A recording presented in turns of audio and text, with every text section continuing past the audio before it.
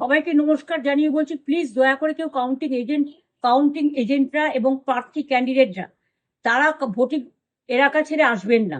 Strong রুমে যেখানে counting হচ্ছে, মানে সেন্টারে, সেখান ছেড়ে কেউ আসবেন না। এটা বিজেপির প্ল্যান। প্রথম 2-3 রাউন্ডে আমি কালকে থেকেই বলছি যে ওদেরগুলো আগে দেখাবে, আমাদেরগুলো পরে দেখাবে। এবং অনেক জায়গায় 2-3 রাউন্ড কাউন্টিং করার পরে প্রায় 100টা জায়গায় কাউন্টিং বন্ধ করে রেখে দিয়েছে। এবং কল্যাণীতে ধরা পড়েছে 7টা মেশিন, যেখানে কোনো মিল নেই।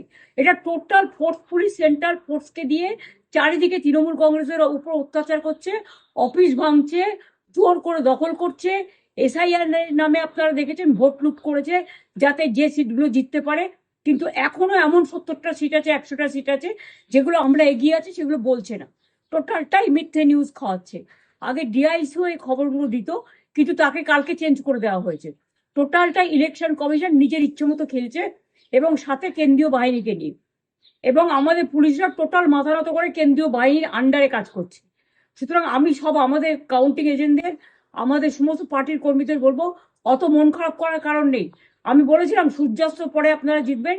3 রাউন্ড 4 রাউন্ড কাউন্ট হলেও এটা 14 রাউন্ড থেকে 18 রাউন্ড কাউন্ট হয়, তখন আপনারা জিতবেন। Wait and see, watch. আমরা সবাই আপনাদের সাথে আছি, আপনারা কেউ ভয় পাবেন না।